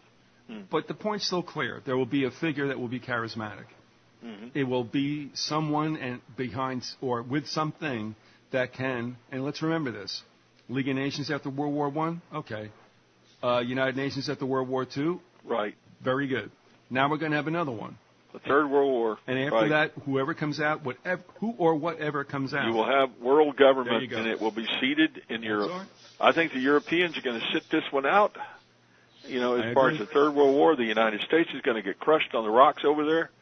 I think that the Russians are probably going to be involved in it, and they're going to bat us around the head, and we're going to have to slink back to America, a beaten nation that is destroyed economically and even physically to some extent. Every way, shape, or form, without a doubt. Now, and that breaks my heart, but that's just the way it is. There's still vestiges of patriotism within me, and I still believe that my father's generation did the right thing by fighting the Nazis. I know the other day when my father was buried that they played taps for him because he was a World War II veteran, and they had the honor guard out there, and they presented my mother with the flag. And that meant a lot to me, and I know it would have meant a lot to my dad. And I believe that his generation was a great generation, if not the greatest generation, because they were forged in the Great Depression, which was followed by the Second World War, and they did what they thought was right, and they tried to create a decent place, a decent country for us. And I believe they were a heroic generation, but unfortunately they were lied to, and they were deceived into believing in the cause, and that America did everything right, and America didn't do everything right. America was just part and parcel of the world system, just like any other nation. But there was, some. I'll just leave it alone with that. No. And let me say this. Look, and my dad hit World War II in Korea. Yeah. And all right, look, you are as conflicted as I am, but here's the point. Right. Those people believed in their government, and they were not cowards. That's true. And so all I would say is this. They stopped, in the case of the Nazis and the Japanese, they stopped some horrible atrocities from continuing to occur, and they, even though they tried to, they were not able to bring them to justice because they were betrayed. Right. But they did stop the Nazi war machine, and they did free the people of Europe. Well, and the people of the Far East from the Japanese. I've had these imaginative discussions with somebody who doesn't exist, in which somebody would say to me, "Are you telling me that there are people in France, in Italy, in Germany, in fact, in the Scandinavia, who are not happy to see U.S. troops in there to combat what was upon them?" What am I going to say? No, of course. So my point is that there are a lot of people that looked at U.S. soldiers as being liberators, and they certainly were. At that time, yes. So, what are you going to say? Oh, by the way, you guys were idiots? No, not at all. But there still is that same thing in behind everything, and that is we were all lied to. It didn't necessarily have to happen. All I can say is that for those who believed in what they were told, and certainly there's a lot of people in Europe that were happy that the Yanks showed up, they were lied to. Yeah. But what they did was real, and that should never be forgotten. And I know, no. I mean, I know Rush says, well, you can't be for the soldiers if you're against the war, and I hate him. I hate him with every fucking gene in my body. He is an element of the worst scumbag variety in this country. Here's a man who pumps up, is such a hypocrite. He pumps up the war and wants people to participate in this war, and yet during his own youth, during the Vietnam era, he didn't go. So why is he, chastising other people and saying they should do these things when he doesn't do it himself? Oh, just give me some more OxyContin. Yeah. And he used to get on his show and talk about how they should execute drug dealers, and yet he's addicted to a painkiller, an opiate. Yeah. This guy is such a crud. I got no words to describe the clown. Well, I tell you what, we're gonna run probably up to 2 hours, and that's okay. And we have a little time here. But first of all, yes, I agree with you totally. That not because you're on and because your dad just died and he was a veteran, or my dad was a veteran, he's died. He's been gone now for 30 years. The thing is, these people said, "What's the problem?" They were told, they understood it, and they went out and they kicked ass. Mm-hmm. But the thing is like the goddamn government, they lie and they lie and they lie. Yet people who were under repression in Europe just love to see the Yanks come in. And if you remember, and you may not have been around for those years, when we had Rita on, who's a Christian. No, I don't know Rita. She was born in Germany. Yeah. Her father wanted out. I'm sorry, I got it wrong. She was not born in Germany. Her father was a cook in Germany, and he got conscripted into the army. Mm-hmm. But he got the advantage of going over to the United States on a ship, and he jumped ship. He goes to Buffalo. He raises, he marries, and I think he has Rita. He may not have had the other children yet. I'm not sure. But dig this. Whatever the INS was at that time, they caught the guy. Oh, no. But dig this. So they deport him back into, get this, 1936 Germany. Oh, wonderful. So here he is. He thought he had it beat. He's back in Germany, and because he was a cook, the Reich took him as a cook, and he did not, have to take part in everything. Now, here's the deal. And I think he has 2 or 3 other children. And what happens is, after it's over, Rita, the firstborn, let's see. Okay, she was born in Buffalo. He did have her there, but she had to go back along with her mom and dad. So basically, she grew up during the era of the Third Reich. And but she was an American citizen. Right. So there's the thing. So what happened was, when it was all over, she was allowed to come over first. Mm-hmm. But the point was, and this is where I'm going with, sorry that the details are a little fuzzy, but it's a great story.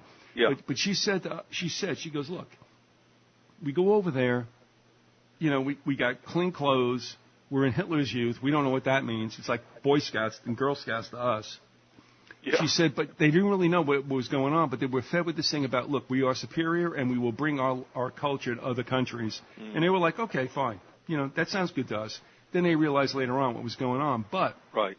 She said at the end, when they were being bombed and stuff, she was in a rural community not far from a city, and I don't know which one was in sight. But in the end, they knew it was all over. And she said, and you can understand this, being a female, she said she knew the Yanks or the Russians were going to get to them first, and they were praying it was the Yanks. Mm-hmm. If you can understand that. I understand it perfectly because the Yanks are a lot less likely to rape and murder than the Russians.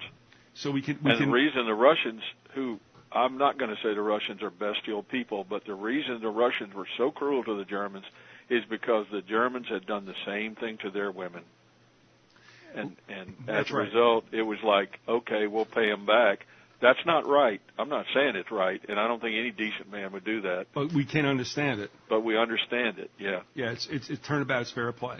Right. So that's the way they looked at it, and they were not discouraged by their officers.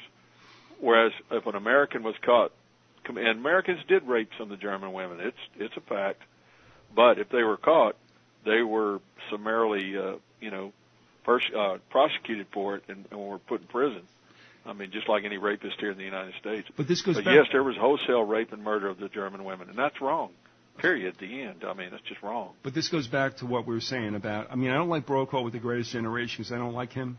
Yeah. He's got a whole thing going on too. But I will have to admit, and I'll say this, and I've not done this on the air before, but there is a movie producer who would like to be interviewed by me, and he's doing all World War II veterans. And I'm going to be candid. I mean, I want him to come on because I believe in what he's done, and I believe in those people he's going to capture. But that'd be great, Biz. I'd really enjoy hearing that. But Larry, here's the problem, and I got to tell him. Okay. I'm anti-war. Yeah. But you understand all the caveats. Well, heck, my father was anti-war. Okay. But I want to interview him, but I've got to tell him I don't want blowback on you. If people say, do you know what this guy's about? You know what I'm saying? Yeah. But why? Do I want to come on? I mean, I had the Doomises on, if you remember that, about the Korean War. Mm-hmm. And what they did to this guy when do you remember?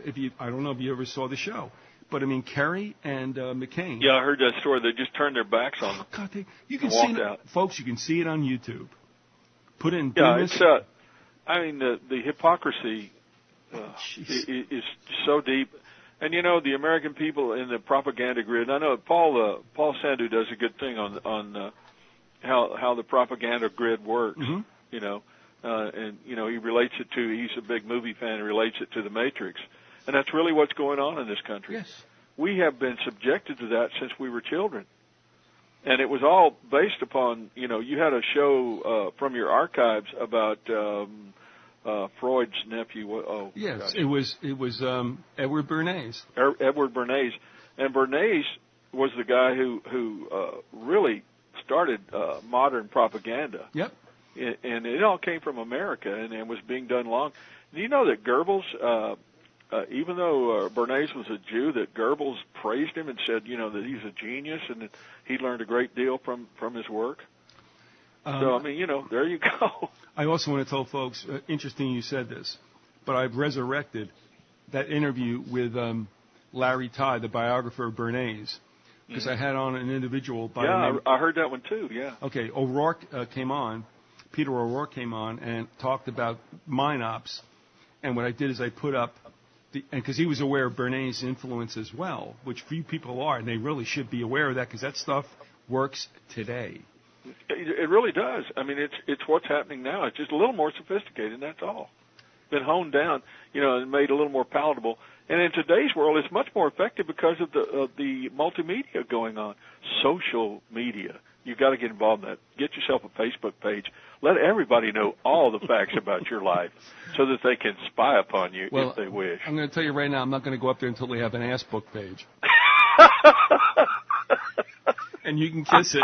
You can kiss it every time you want. Here's my butt, and you can kiss it. You know, I mean, for whatever it was worth. Oh, somehow I don't think that's going to catch on. I'll get emails. Oh, man. Woo. But I mean, you're going to get me out. You will get mail. Oh, I'll get suggestions. I mean, somebody's going to want to work on that. Yeah. But you know. Yeah, they can go ahead with Rudy Giuliani and. I'm telling you, folks. The mafia thing. I'm thinking to myself, I bet Rudy Giuliani, you know, it's like, I don't know. I don't want to get into that. I don't want to mess with those people. You know, I don't want somebody named, Big Tony and Guido showing up at the door. All right. As we pull out of this, I will say this. Don't discount the fact. And I mean, do we really care? In a sense, no. But what all I'm doing about this and saying, check out Giuliani and Jeb Bush, is just to mention a certain way of propagandizing and mind-opping people. I don't care who really runs. What I'm interested in is how they do a bait and switch. Whoever comes out early will never be there at the end. And what I have to laugh is like Mitch Romney comes out like, am I not good looking? Are my teeth not great? Hey, listen, Mitt, take a hike. Yeah, it's a popularity contest, yeah, you know. Michelle who Bachmann appeals to the women's vote, you know. Michelle Bachmann and what's her face, Palin. Yeah. Palin. Okay, thanks, girls, but go away. Yeah, you know, no. I got to admit, I think Palin's a nice-looking woman, but boy, you talk about a knucklehead. I mean, it's unbelievable. Mean, she's like what is it, Chatty Cathy, where they used to pull the string and it talked. Yeah. There you go. No, she's an organ grinder's chimpanzee. I mean, but here's the problem: too much hairspray, too early in the '80s. Yeah. All right. Okay.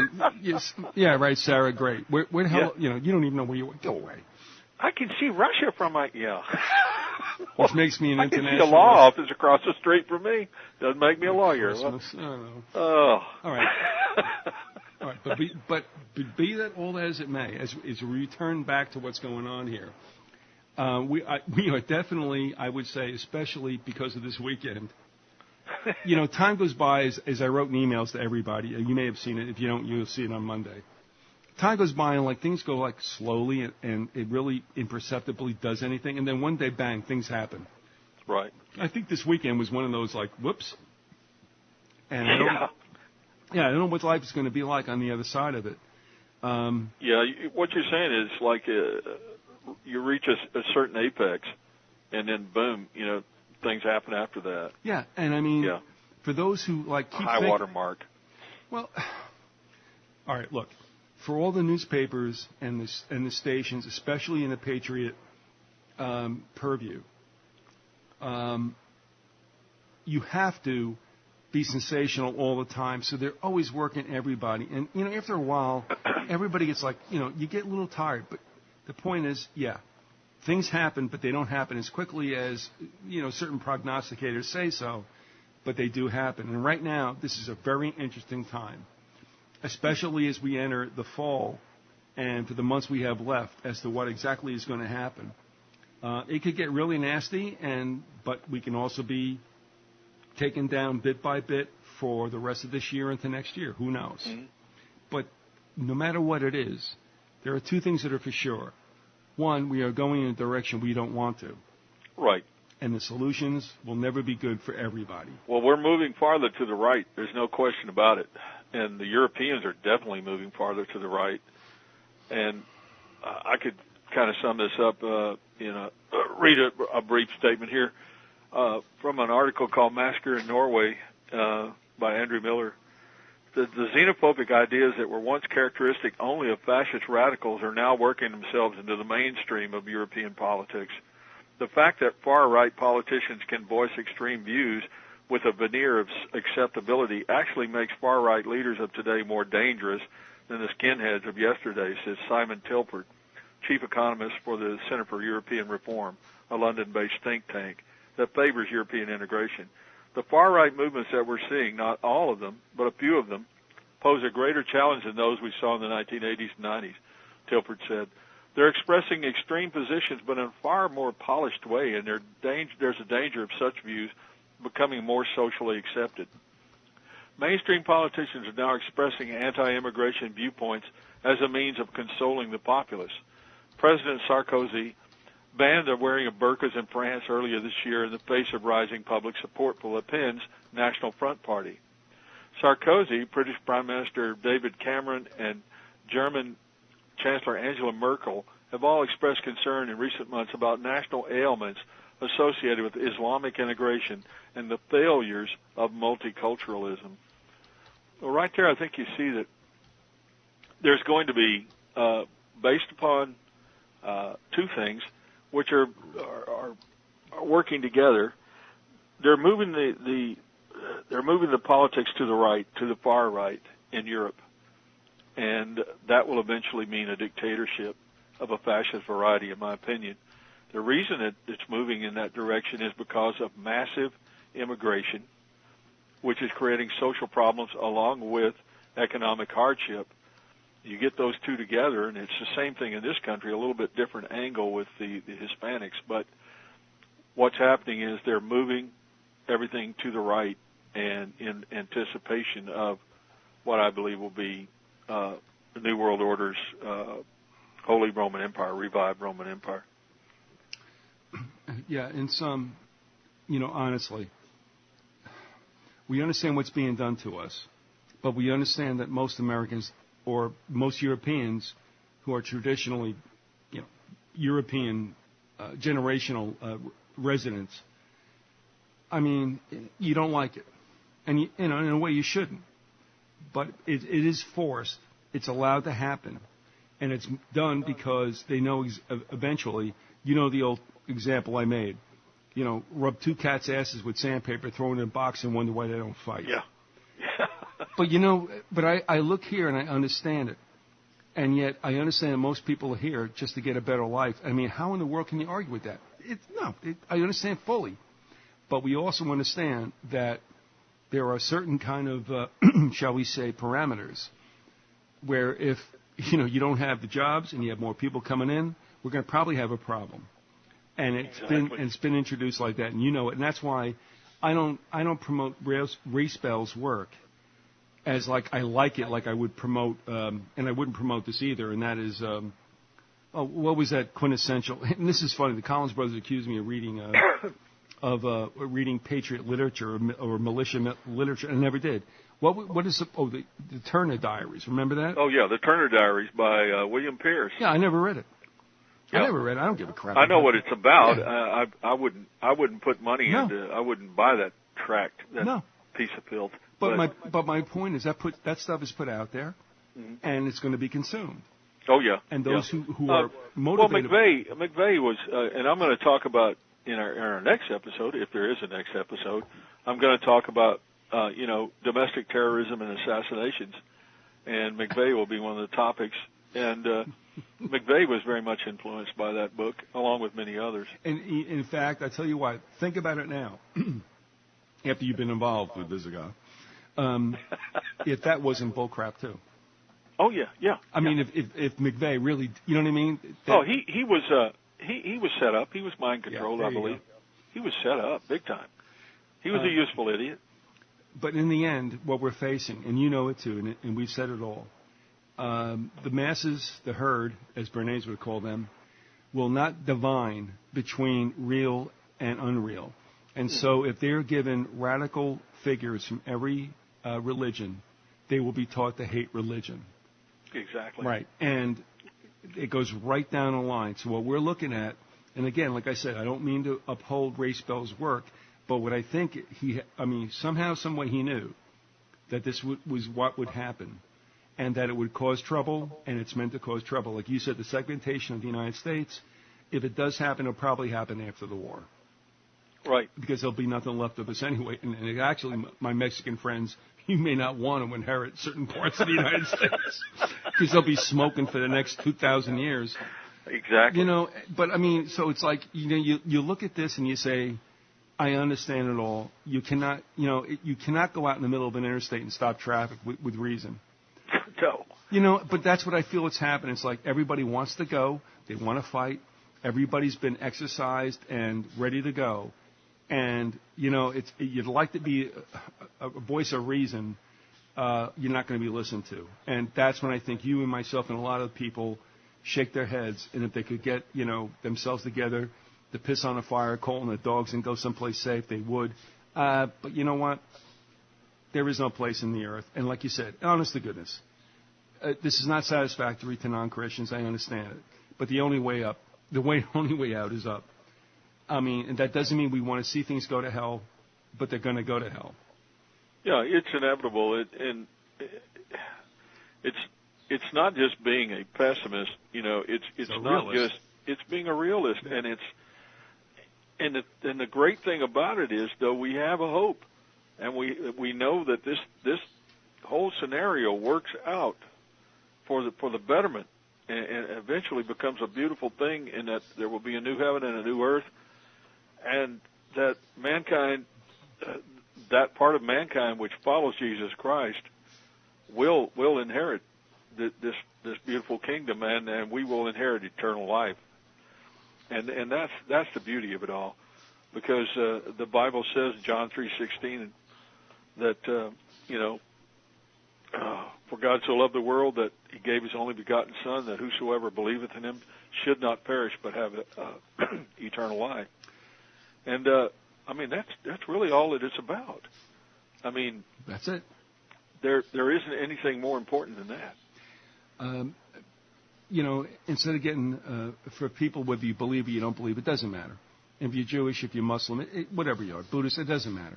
The thing is, if you want to do something positive, forget politics. You know what? If there's somebody hungry, feed them. If there's somebody thirsty, give them a drink.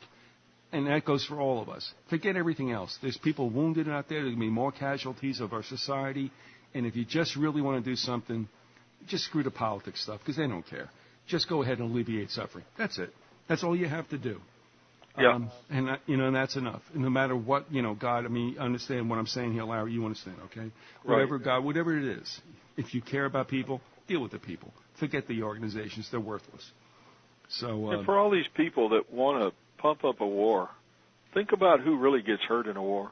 It's not the big guys at the top. It's a lot of very innocent people, helpless people, women and children and elderly people. You see these scenes from Iraq sometime where you see these are very, very poor, helpless, defenseless people that are getting their legs blown off, and their family members are being killed, and it's an awful mess. It's a terrible thing, Mm-hmm. And that whole war was pumped up on false pretenses, it's just disgusting. But we liberated them, didn't we? Yeah. Wow, that's great liberation. Yeah, we've really done a great job over there. They really like us, too. Yeah, this is going to go on forever and ever. So, yeah. Listen, thanks for coming on, because a lot of stuff, like as you had mentioned, is very salient as you've gone back to your research, and as we've also encountered the last couple of days. I would say that, Larry, at least for this period, things are being accelerated, and by the time we get back again, maybe in a week or two, it'll be interesting to see where this all falls. Yeah. But I think inexorably we're being drawn into a certain vortex. And I'm sorry, but, look, I want good guys to win. I'm all for it. But, who are the good guys in the end? I think it's going to be very soon that the dollar takes a big tumble. And things are going to get a whole lot worse than they are now economically. All right, so you're saying I should buy my AFL memorabilia really soon? And I tell you what, knowing you were going to come on, yeah, and knowing that, you're coming out of a sore spot emotionally because your dad has passed. Yeah. I visited Angie's site. Yeah. And our interview is still up there. That's cool. It is nice. It really is. That's cool. I really like that guy a lot. He's a lot no of fun doubt to about talk it. to. But he's a good spirit, and that was a good time, by the way. Yeah, he right? is. Just a decent guy. So, things happen. They'll happen to us, but the sun will come up tomorrow, and it'll go down that night. And, and we just have to persevere. Yeah. It's not a good thing. But also, people, you live one life once, and as the story goes, if you work it right, once is enough. Yeah. So, in deference to you and your loss, and, Stella lost her mom recently, 86, neighbor of ours, great woman. that's a cycle of life, but you got to enjoy it no matter what happens. So, bro, I tell you what, I have loved the interviews all through all the years and the emails even before that. And we'll continue with this because obviously things are emerging in the EU, and you are definitely not on the wrong track. Yeah. It took me a while to convince anybody. Well, myself and 4 others are with you. Yeah. No, that's not true. And I will send along all the good emails. Okay. And I'll send the bad ones too. Yeah, okay. But anyway, so thanks for being with us, and I'll tell you what, I'll see you shortly. All right. Take care of yourself, bro. Yeah, God Bye-bye. bless you. Unbeknownst to Larry, after we got done doing this recording, he lost his dad. And as I said, we've had some other folks who have lost their parents. I played this a long time ago, prior to a Father's Day. And it's pretty powerful, but it's not only just for like fathers and sons. It's like for daughters and moms and fathers and sons and from mothers. I won't say anything more, but I did hear this one beautiful Sunday morning when Lady Biz and I were kind of newly married, and I was going down and playing some softball tournament for our newspaper, which had a league throughout New Jersey. And we're going on a reasonable drive, and it was just a nice day. And this song came on, what was then WNEW-FM, and we both listened to it. And I didn't make it dry-eyed. I don't want to spoil it, so I won't say too much.